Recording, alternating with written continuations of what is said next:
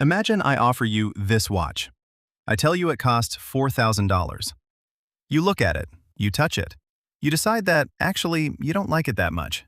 Then I say, okay, how about $1,200? Suddenly, $1,200 doesn't sound insane. It sounds like a deal. But now let's change one thing. I show you the exact same watch. Same watch, same quality, same everything. And I start with, it's $400. Then I say, actually, I could do $1,200. Now $1,200 sounds ridiculous. Same object, same price, completely different reaction. And the weirdest part is this. You may think you're evaluating the $1,200. You're not. You're comparing it to the number that came first. And that comparison can happen before you've even consciously decided what the thing is worth. Psychologists have a name for this: anchoring. And once you understand it, you'll start seeing it everywhere. In restaurants, in apartments, on Amazon, at car dealerships, in salary negotiations, and, unfortunately, in your own bank account. Because there are about 4 seconds between hearing a number and deciding what that number means to you, and most people waste those 4 seconds. Let's test this. Don't Google anything, don't calculate, just answer instinctively. How much would you pay for a decent bottle of wine at a restaurant? Maybe you said $30, maybe $50, maybe $15. Now imagine I tell you, this bottle is usually sold for $120. And then I ask, would $45 be a good price? $45 suddenly feels reasonable, maybe even cheap. But if I had started with, this bottle is usually $20, and then said, would you pay $45? You'd probably think, absolutely not. Nothing about the wine changed, only the number you saw first. That's the anchor. And here's where it gets uncomfortable. The first number doesn't have to be accurate. It doesn't even have to make sense. It just has to arrive early enough. Kahneman and Tversky's classic work on judgment under uncertainty described exactly this tendency. When people estimate an uncertain quantity, an initial number can become a reference point, and subsequent judgments can shift toward it. Which means the question isn't just, what is this worth? It's often, what was the first number I saw? And that is a very different question. Let's say you're looking for an apartment. You walk into a beautiful one, huge windows, good neighborhood, nice kitchen. The landlord smiles and says, it's 2,100 euros a month. You immediately think, that's expensive. But then you start negotiating. Could you do 1,950? Maybe 1,900? And eventually, okay, 1,850. You leave feeling like you've won. You got 250 euros off. Amazing. Except, what if the apartment was actually worth 1,500 euros? You didn't negotiate the price down from 2,100. You negotiated up from your new mental baseline. That's the trick. The first number doesn't have to be the final number. It just needs to change the battlefield. And this is why anchors are so powerful in negotiations. The first offer can shape the range within which both sides continue negotiating. Harvard's program on negotiation describes first offers as often becoming a powerful reference point for the bargaining process. Think about that. The negotiation may look like this: 2,100 euros, 1,900 euros, 1,850 euros. But psychologically, it can feel like you're moving down from 2,100 rather than moving up from 1,500. Those are mathematically identical only if you're ignoring everything that happened inside your head, and your brain isn't. Let's call this the 4-second trap. The trap works in 3 stages. Stage 1, a number appears. Someone says, 80,000 euros, or 2,000, or $300, or this normally costs $5,000. Your brain now has a reference point. Stage 2, you reject it. You think, that's way too high.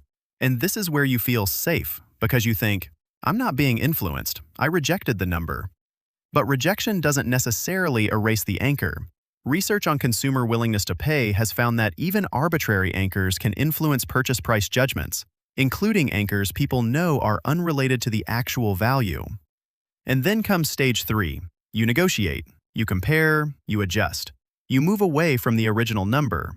but often not as far as you would have without it. That's the trap. You think you're escaping the anchor. Sometimes you're just walking away from it slowly. And this gets much more expensive when the number is your salary. Imagine you're interviewing for a job. They ask, "So what are your salary expectations?" You panic. You say, "Maybe 45,000 euros? They pause. Then, "Okay." That's it. You might have just created a 45,000 euro ceiling. But imagine instead you had researched comparable roles and said, "Based on the responsibilities and market range, I'm targeting 55 to 60,000 euros." Now the conversation happens around 55 to 60,000. Maybe they say, "That's above our budget." Fine, now you have information. But you didn't accidentally tell them, "Please evaluate me inside the 45,000 euro box I just built."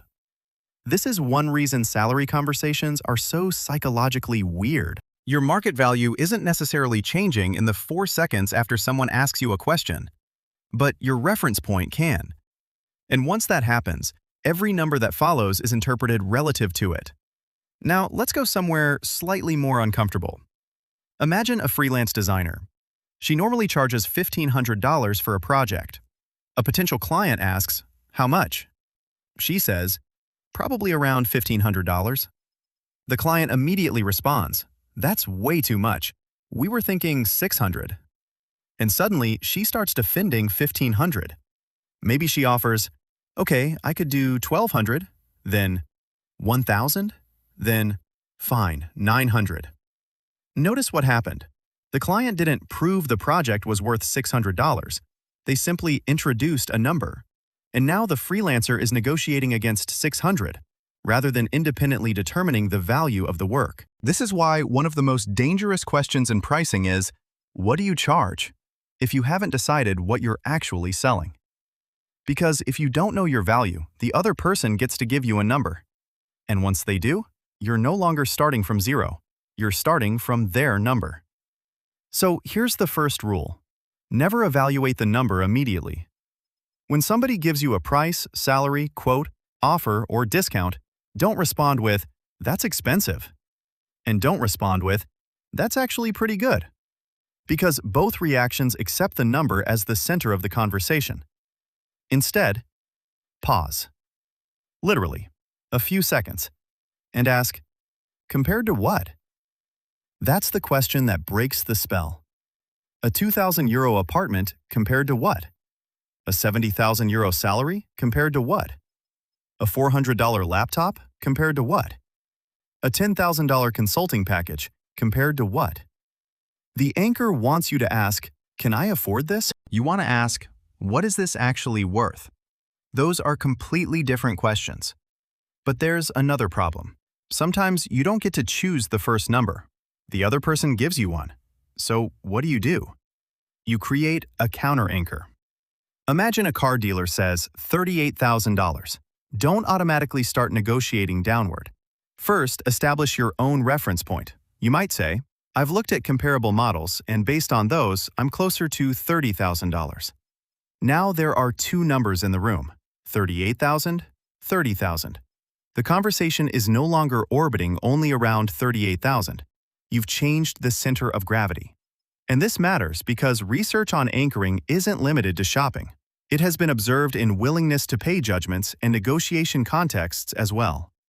But there's an important warning here. Do not invent numbers. A ridiculous anchor with no justification can destroy credibility. The goal isn't to say the biggest number you can think of. The goal is to make sure the first meaningful reference point isn't accidentally chosen for you. Now, let's talk about one of the most familiar examples. You walk into a store. You see $300 crossed out, $179. You think, nice. But let's say there was never a serious reason for the product to be $300. The 300 has still done a psychological job. It gives your brain a reference point. Now, $179 isn't evaluated in isolation. It's evaluated as 179 versus 300. That's a very different mental calculation. Research on recommended retail prices has found that reference prices can influence willingness to pay and purchase behavior, even when the recommended price itself isn't informative about the product's underlying value. This is why was 300 now 179 can feel more exciting than simply $179. The product didn't become better, the number became cheaper relative to another number. And this is the deeper lesson. A price doesn't live alone, it lives inside a frame. Here's something you can use immediately. Next time someone says, "That's expensive," don't argue. Ask, "Expensive compared to what?" Because expensive isn't a price, it's a relationship. A $200 dinner can be expensive, or it can be cheap. If you're comparing it to a $20 sandwich, it's insane. If you're comparing it to a $2,000 tasting menu, suddenly, different story. This is why premium brands spend so much time establishing context. They don't simply sell you an object. They construct the neighborhood in which the price lives. A $5 coffee next to vending machine coffee feels expensive. A $5 coffee inside a luxury hotel feels normal. Same coffee, different anchor. Let's do one more experiment. Think of something you bought recently. Your phone, your laptop, your coat, a vacation, whatever. Now, ask yourself, what was the first price I saw? Not what I paid, the first price. Maybe the phone was $1,299. Then you found it for $999. Then there was a promotion. Then your credit card points. Then suddenly, I'm basically getting it for $800. But notice how your brain tells the story. It doesn't say, I paid $800 for a phone. It says, I saved $499. That distinction is everything. Because sometimes the discount becomes more psychologically important than the purchase itself. And once you notice this, you'll start hearing prices differently. So what do you actually do? You don't need to become some terrifying negotiation robot. You just need a simple protocol. Let's call it the 4-second protocol. Whenever someone gives you a number, do 4 things. 1. Freeze. Don't react. No facial expression if you can help it. No, wow. No, that's crazy. No, oh, that's actually not bad. Just, okay. 2. Separate. Mentally say, that's their number. Not the value, not the truth. Their number. 3. Recalculate. Ask yourself, if I had never heard that number, what would I have guessed? That's the most important question, because you're trying to reconstruct the decision you would have made before the anchor entered the room. 4. Respond. Only now negotiate. And sometimes your answer should simply be, I was expecting something closer to X. That's it. No essay, no nervous explanation, no apology, just another reference point. But there's one thing people get wrong about anchoring. They hear all of this and think, great, I'll just throw out a huge number first. No, that's not the lesson. If you tell a client your consulting package cost $100,000, when the market clearly says $10,000, you haven't hacked psychology. You've just become annoying. Anchoring works best when the number has some relationship to the uncertainty you're trying to resolve. And people can also resist or reduce anchoring when they recognize what is happening. Research has found that making consumers aware of anchoring can mitigate some of its effects. So the goal isn't to manipulate people. It's to stop being accidentally manipulated by context. That's a much more useful skill. Remember the watch? $4,000. Then $1,200. It suddenly felt cheap. But here's the uncomfortable question. What if the watch was worth $700? You never established that. You simply watched the number move. 4,000. 1,200. And your brain celebrated the distance between them. But there was another number you never asked for. The real value. That's the number that matters. And this is why the 4 seconds after hearing a price can be so important. Because in those few seconds, your brain is quietly deciding, is this expensive? Is this cheap? Is this normal? Is this a bargain? And very often, it doesn't answer those questions from scratch. It looks around. It searches for a reference point. And if you haven't chosen one, someone else will. So next time somebody gives you a price, don't immediately ask, can I afford it? Ask, compared to what? Next time someone gives you a salary offer, don't ask, "Is that good?" Ask, "What is the market range?"